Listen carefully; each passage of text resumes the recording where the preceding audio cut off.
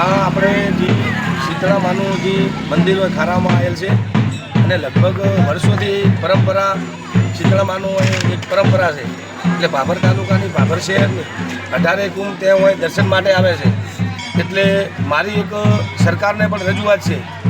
ગુજરાતના મુખ્યમંત્રી રૂપાણી સાહેબ આવ્યા ને તાણે લગભગ રજૂઆત કરી હતી રજનીભાઈ શાહે અને હીરા વાલચને કે ભાઈ તમે અમને એક અહીંથી 5 કિલોમીટરનો રોડ છે ને રોડ તમે આપો. તો રોડ હજુ આપવામાં આવ્યો નથી.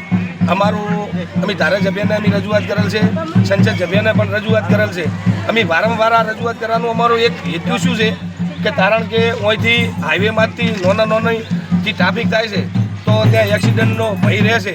અને જો મને આ શોર્ટ રોડ આપશે ને હોય 5 કિલોમીટરનો રોડ છે અહીંથી આપણે કુવાડાથી દેરાસર છે એટલે હળંગ ખારા કોમજી શીતળામાના મંદિરે કે કોઈ આવવું હોય ને તો ખેડૂતોને આવવું હોય તો સોલવું પડે.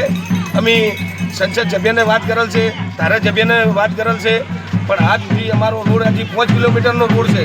અમુક તો ધારાસભ્ય કે સંસદ સભ્ય મોડું કાઢતા હોય કે નગરપાલિકામાં અમારો ઠેરાવ લેતા ને વિકાસ નથી કરતા તો આ ખારા આવે છે તાલુકામાં આવે છે તો અમને તાત્કાલિક રોડ બનાવે તો અમારી રજૂઆત છે. અને સરપંચ સાહેબ જાગૃત સરપંચ સાહેબ છે કારણ કે અશોકભાઈ એમની વારંવાર લેટરો લખ્યા છે, કલેક્ટરને લખ્યા, પ્રાંતને લખ્યા, મામલતદાર સાહેબને લખ્યા, ધારાસભ્યને લખ્યા, સંસદ સભ્યને લખ્યા. હરેક કોઈ વ્યક્તિ આ રોડ માટે અમે બાકી નથી રાખ્યું. અને આ રોડમાં કોઈ સરપંચ સાહેબનો કે મારો કે આ વ્યક્તિ ઉભા એનો કોઈ સવાલ જ નથી. કારણ કે અમને 5 કિલોમીટર આ રોડ આપે ને તો અમારે એક ખારાની જે મત વિસ્તાર છે આજુબાજુ ખેતરવાળા છે એમને બોલ્યું રે. સરકારને મારી વિનંતી છે, ધારાસભ્યને મારી વિનંતી છે કે અમને તમે મારી હાથ જોડીને વિનંતી છે કે અમે 10 વર્ષથી આ રોડ માગે છે. હાથ જોડીને વિનંતી કરું છું કે તમે અમને રોડ આપો. રોડ નહીં આપો તો તમે અમને તમે ઘેરાવો કરજો મીડિયા દ્વારા. કેટલું ટ્રાફિક થાય છે, ટ્રાફિકનું સોલ્યુશન થઈ જાય, એક્સિડન્ટ પણ ના થાય.